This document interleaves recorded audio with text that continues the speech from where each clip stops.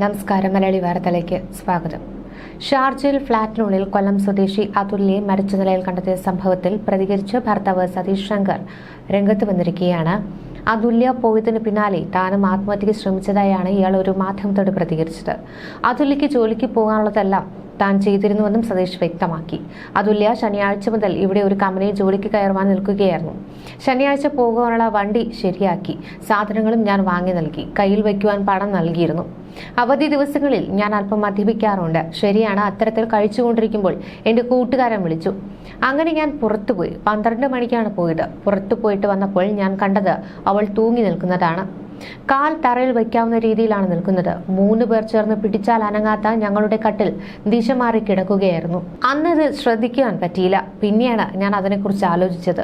അവൾ എന്റെ കാവ്യ കൈലിയിലാണ് തൂങ്ങിയത്. അവളുടെ ചിന്തയിൽ ഇന്നലെ അവൾ തൂങ്ങിയ അതേ ഫാനിൽ ഞാനും ആത്മഹത്യയ്ക്ക് ശ്രമിച്ചു.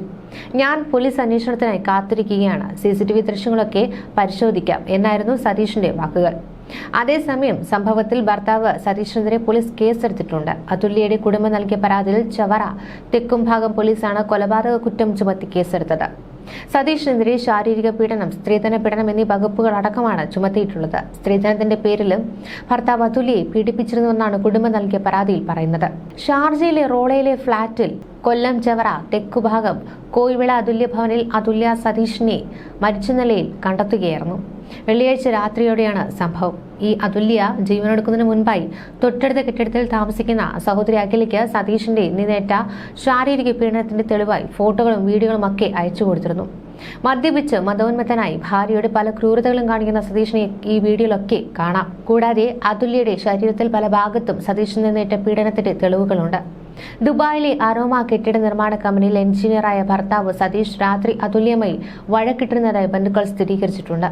തുടർന്ന് കൂട്ടുകാരോടൊപ്പം അജ്മാനിൽ പോയി പുലർച്ചെ 4 തിരിച്ചെത്തിയപ്പോഴാണ് അതുല്യയെ തൂങ്ങി മരിച്ച നിലയിൽ കണ്ടെത്തിയതെന്നാണ് ഇയാൾ പറയുന്നത്.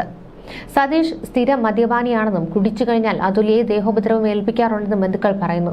ഇതിന് തെളിവായാണ് ഫോട്ടോകളും വീഡിയോകളും ഇവർ സൂക്ഷിക്കുന്നത്. മാസങ്ങളായി തുടർന്ന ഇത്തരം മാനസികവും ശാരീരികവുമായ പീഡനങ്ങളും സഹിക്കവയ്യാതെ അതുല്യ ഷാർജ പോലീസിൽ പരാതി നൽകിയിരുന്നു.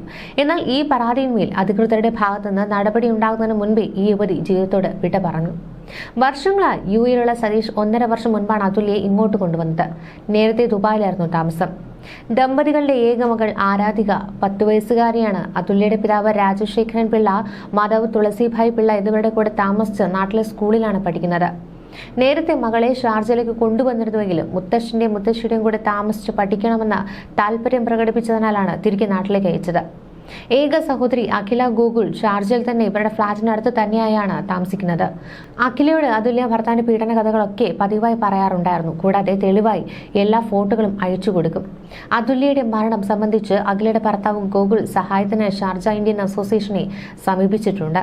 ഷാർജ ഫോറൻസിക് വിഭാഗത്തിലുള്ള മൃതദേഹം നടപടികൾക്ക് ശേഷമായിരിക്കും നാട്ടിലേക്ക് കൊണ്ടുപോവുക. കൊല്ലം സ്വദേശിനിയായിരുന്ന വിഭജിക 1.5 വയസ്സുള്ള മകളുമായി ഷാർജയിൽ ജീവനൊടുക്കിയിരുന്നു. ഈ ഒരു ഞെട്ടലിൽ നിന്ന് വിടുതൽ നേടുന്നതിന് മുൻപാണ് തീരാവേദനയിലാഴ്ത്തി അതുല്യയുടെ മരണം.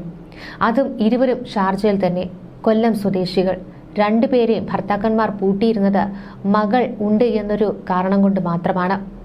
തീരാവേദനയിലാണ് ഈ ഇരു കുടുംബങ്ങളും ഇപ്പോൾ. ഭർത്താവുമായുള്ള പിണക്കത്തെ തുടർന്ന് മകളെ കൊലപ്പെടുത്തി വിഭജിക ഒരേ കയറിൽ കെട്ടിത്തൂങ്ങുകയായിരുന്നെന്നാണ് പോലീസ് റിപ്പോർട്ട്. വൈഭവിയുടെ മൃതദേഹം ദുബായ് ജബലലിയിൽ സംസ്കരിച്ചിരുന്നു. ഷാർജ ഫോറൻസിക് വിഭാഗത്തിലുള്ള വിഭജികയുടെ മൃതദേഹം തിങ്കളാഴ്ച നാട്ടിലേക്ക് കൊണ്ടുപോകുമെന്നാണ് പ്രതീക്ഷിക്കുന്നത്. ന്യൂസ് ഡെസ്ക് മലയാളി വാർത്ത.